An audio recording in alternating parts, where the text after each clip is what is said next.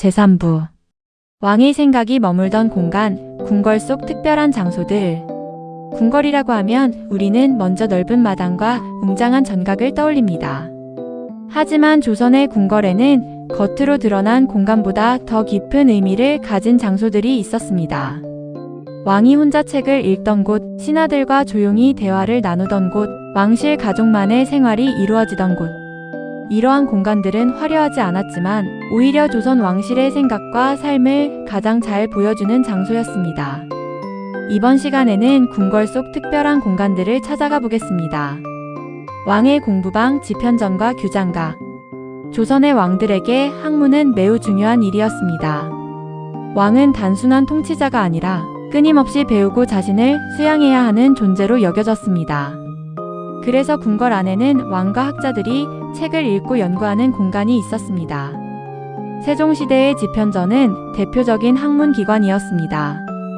이곳에서는 젊은 학자들이 연구했고 훈민정음 창제와 같은 위대한 업적도 이곳의 학문적 분위기 속에서 탄생했습니다. 정조의 꿈이 담긴 규장각. 조선 후기에는 정조가 만든 규장각이 중요한 역할을 했습니다. 규장각은 왕실 도서관이면서 동시에 개혁을 준비하는 정치 공간이었습니다. 정조는 능력 있는 젊은 학자들을 등용했고 이들과 함께 새로운 조선을 만들고자 했습니다. 규장각은 단순히 책을 보관하는 장소가 아니라 왕의 생각과 국가 개혁의 중심지였습니다. 왕의 개인 공간 존현각. 창덕궁에는 정조가 사용했던 존현각이 있습니다. 이곳은 정조가 책을 읽고 신하들과 학문을 논하던 공간으로 알려져 있습니다. 정조는 이곳에서 늦은 밤까지 독서를 하고 국가 운영에 필요한 생각을 정리했습니다. 왕에게 조용한 공간은 단순한 휴식 장소가 아니라 나라를 위한 고민의 장소였습니다. 왕실 가족의 생활 공간. 궁궐에는 정치 공간만 있었던 것이 아닙니다. 왕실 가족이 살아가는 생활 공간도 있었습니다. 왕의 침전, 왕비의 중궁전, 세자와 세자빈의 공간, 대비와 후궁의 처소가 각각 나뉘어 있었습니다. 각 공간은 사용자의 신분과 역할에 따라 엄격히 구분되었습니다. 궁궐의 배치는 곧 조선 왕실의 질서를 보여주었습니다. 대비의 공간, 왕실의 중심. 조선에서 대비는 매우 중요한 존재였습니다. 왕의 어머니 또는 선왕의 왕비였던 대비는 왕보다 높은 예우를 받기도 했습니다. 대비가 머무는 공간은 단순한 거처가 아니라 왕실 어른의 권위가 존재하는 곳이었습니다. 왕도 대비 앞에서는 아들이었고 정치적으로도 대비의 영향력은 때때로 매우 컸습니다. 궁궐 속 작은 문과 길.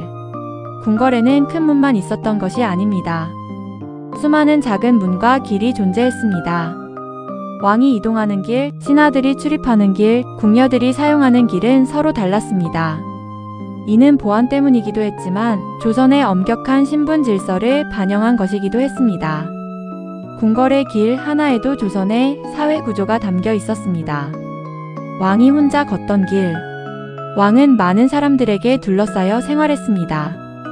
하지만 때로는 혼자 생각할 시간이 필요했습니다. 후원의 숲길, 조용한 정자, 궁궐 깊숙한 산책길은 왕이 자신을 돌아보던 공간이었습니다. 특히 나라의 중요한 결정을 앞둔 왕들에게 이러한 시간은 매우 중요했습니다. 권력을 가진 사람일수록 깊은 고민의 시간이 필요했기 때문입니다. 사라진 궁궐의 공간들. 오늘날 우리가 보는 궁궐은 조선시대 모습 그대로가 아닙니다. 많은 전각과 공간이 일제강점기에 훼손되었습니다. 특히 경복궁은 많은 건물이 철거되었고 왕실 생활 공간도 상당 부분 사라졌습니다. 우리가 알지 못하는 수많은 공간들이 역사 속으로 사라진 것입니다. 하지만 남아있는 기록과 그림, 특히 궁궐 도면과 의궤를 통해 그 모습을 조금씩 복원하고 있습니다. 공간이 기억하는 역사. 궁궐의 공간은 단순한 건물이 아닙니다. 그곳에서는 왕이 고민했고 신하가 논쟁했으며 궁녀와 내시가 삶을 이어갔습니다. 벽과 마루, 정원과 길 하나하나가 조선 사람들의 시간을 기억하고 있습니다. 다음 이야기. 궁궐에는 아직 우리가 살펴보지 못한 이야기들이 남아 있습니다. 일제강점기에 사라진 공간들은 어떻게 되었을까요? 그리고 오늘날 우리는 어떻게 조선 궁궐의 원래 모습을 되찾아가고 있을까요? 다음 제4부에서는 사라진 궁궐과 복원 노력, 그리고 오늘날 우리가 만나는 궁궐의 의미를 함께 살펴보겠습니다. 제4부 사라진 공간, 되살아나는 조선 궁궐의 기억. 우리가 오늘 만나는 조선의 궁궐은 아름답고 웅장합니다. 하지만 그 모습이 처음부터 그대로 이어진 것은 아닙니다. 수백 년의 역사 속에서 궁궐은 전쟁을 겪었고 화재를 겪었으며 특히 일제강점기에는 많은 공간이 사라지는 아픔을 겪었습니다. 왕이 걷던 길, 왕실 가족이 생활하던 전각, 수많은 사람들이 일하던 공간은 역사 속으로 사라졌습니다. 하지만 조선의 기록과 기억은 남아 있었습니다. 오늘은 사라진 궁궐 공간과 다시 살아나는 복원의 이야기를 함께 살펴보겠습니다. 사라진 경복궁의 모습. 조선의 법궁이었던 경복궁은 원래 매우 큰 규모의 궁궐이었습니다. 수백 개의 정각과 행정시설, 왕실 생활 공간이 자리하고 있었습니다. 하지만 조선 후기 임진왜란으로 대부분의 건물이 불타는 큰 피해를 입었습니다.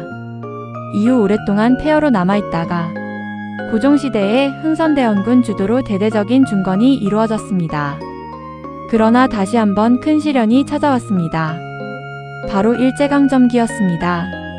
일제강점기의 궁궐 훼손. 일제는 조선 왕실의 상징성을 약화시키기 위해 궁궐 공간을 의도적으로 훼손했습니다. 경복궁의 많은 전각이 철거되었고 궁궐 앞에는 조선 총독부 건물이 세워졌습니다. 왕실의 권위를 상징하던 공간이 식민 지배의 공간으로 바뀌었던 것입니다. 창덕궁과 경희궁 등 다른 궁궐도 많은 변화를 겪었습니다. 특히 경희궁은 대부분의 전각이 사라져 조선의 5궁궐 가운데 가장 큰 피해를 입은 곳으로 알려져 있습니다. 기록이 되살린 궁궐의 모습. 그렇다면 사라진 궁궐은 어떻게 복원할 수 있었을까요? 가장 중요한 자료가 바로 조선의 기록 문화였습니다.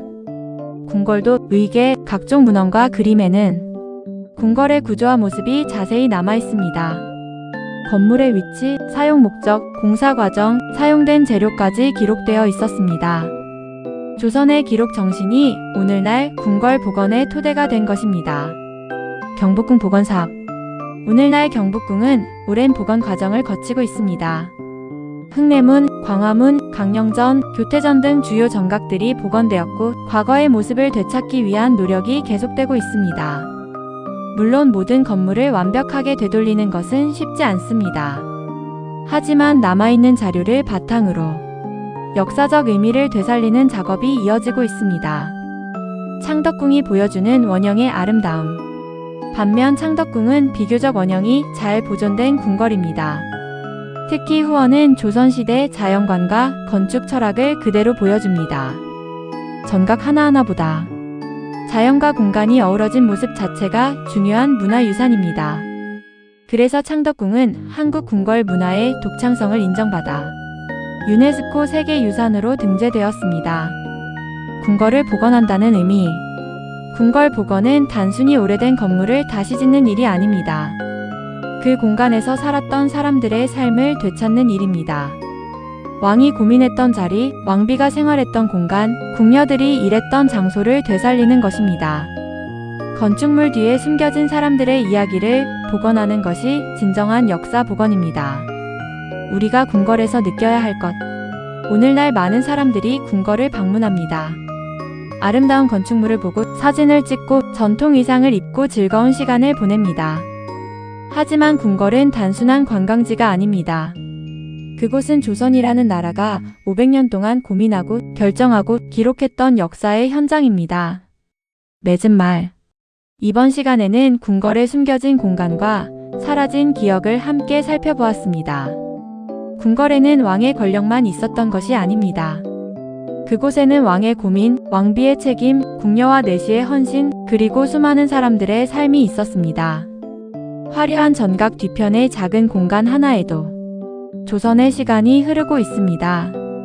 궁궐을 바라본다는 것은 건물을 보는 것이 아니라 그 안에서 살아간 사람들의 이야기를 만나는 것입니다. 다음 편 예고. 다음 시간에는 조선 왕실 이야기 제18편 왕실의 교육, 조선 왕자와 공주는 무엇을 배웠을까로 여러분을 안내하겠습니다. 왕은 어떻게 길러졌으며 세자는 어떤 교육을 받았을까요? 왕자와 공주는 어떤 책을 읽고 어떤 예절과 학문을 배웠을까요? 또한 세종과 정조 같은 뛰어난 군주들은 어린 시절 어떤 교육을 받았는지 조선 왕실 교육의 철학과 의미를 함께 살펴보겠습니다. 왕은 태어나는 것이 아니라 만들어지는 존재였습니다. 다음 시간에는 조선 왕실 교육의 세계에서 새로운 이야기를 이어가겠습니다.